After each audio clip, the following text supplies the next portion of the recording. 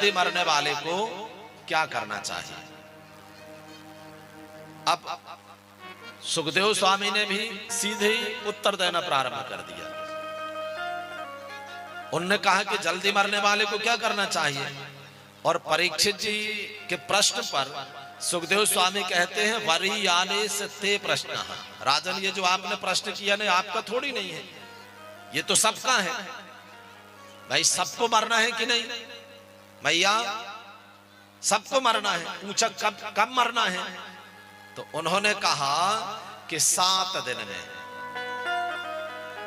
तो सुखदेव स्वामी ने आश्चर्य प्रकट किया कि 8वां तो दिन नहीं होता, पूरे संसार ही को 7 दिन में मरना है। कोई रविवार मरेगा, कोई सोमवार, कोई मंगलवार, कोई बुधवार, है भैया 8वां दिन होता है। और सुखदेव स्वामी कहते हैं राजन, तुम्हारे पास तो 7 दिन हैं। एक सूर्यवंशी राजा खटवांग, उनको 2.5 घड़ी पहले पता चला स्वर्ग में, 1 घड़ी में मृत्यु लोक में आए, आधी घड़ी समाधि लगाते लगे, और 1 घड़ी में उन्होंने मोक्ष प्राप्त कर लिया।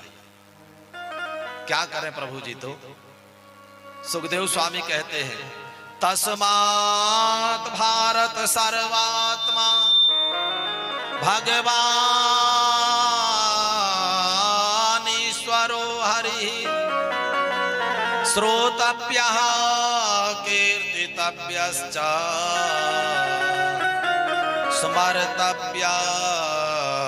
स्मर्तव्यश्चेच्छता भयम्। सुखदेव स्वामी कहते हैं कि राजन श्रोतव्य, खूब सुनने की आदत डालें। ए भैया, आज के समय पर घरों पर जो सामंजस्य खत्म हो रहे हैं, उसका केवल एक कारण है, हमारी सुनने की आदत कमती जा रही है भैया, सुनाने की आदत ज्यादा है। सासू माँ ने एक कहा नहीं, आपने 10 सुना करके रख दिया। ऐसे ही होता है ना। पति ने एक शब्द कहा नहीं, आपने 100 सुना के रख दिया। और सुनाने की आदत अगर एक में हो घर में,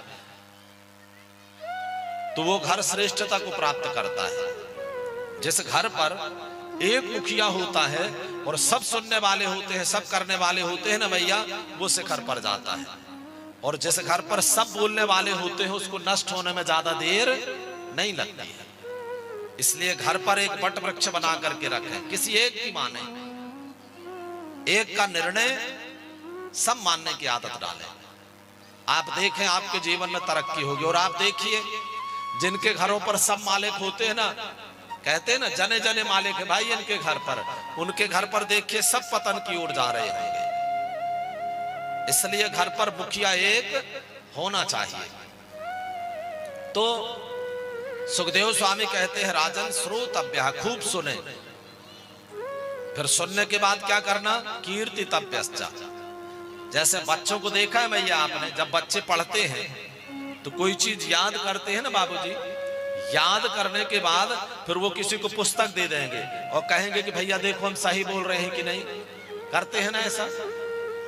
ऐसे ही श्रोतव्य, सुनने के बाद, ये कथा सुनने के बाद भैया किसी न किसी को सुनाया करें।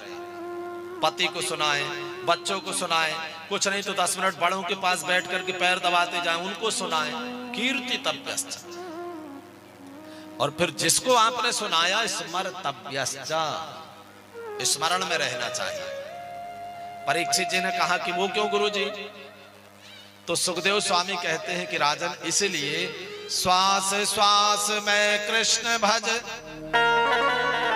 वृथा श्वास जनि खोय। इस श्वास का पता नहीं है बाबूजी, कौन सी श्वास बाहर आए, अंदर जाए ना जाए। कई बार आपने ऐसा देखा है बाबूजी, भैया आप भी गए यहां से, घर पर टीवी खोला, चैनल पलटा, इन्हीं का ही चैनल पलट गया है ना। कौन सी श्वास अंदर गई, बाहर आए ना आए, कौन सी श्वास बाहर आई, अंदर जाए ना जाए।